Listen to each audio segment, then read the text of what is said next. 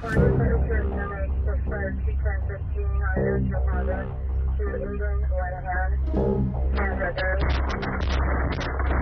Reverse to that.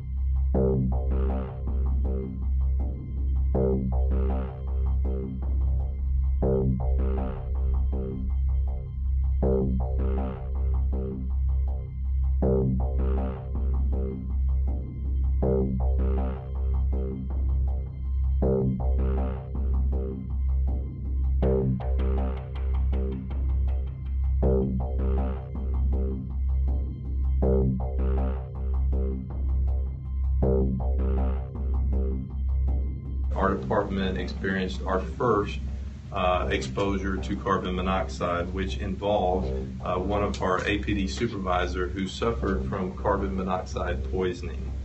I feel like I almost felt like I almost hit the road twice, and I feel like I'm going to get sick.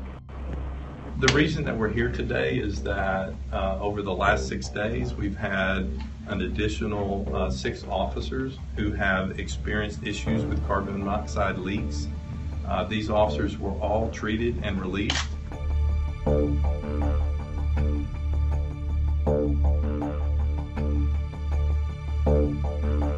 We don't want to compromise the safety of our officers, so that is why that we're looking at both short and long-term goals.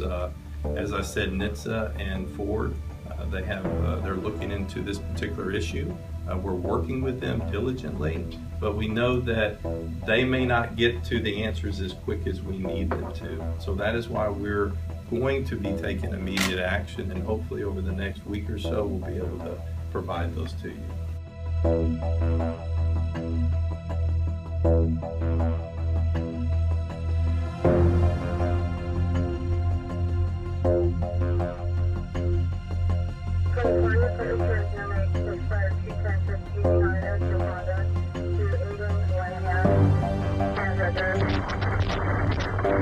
Reverse to that.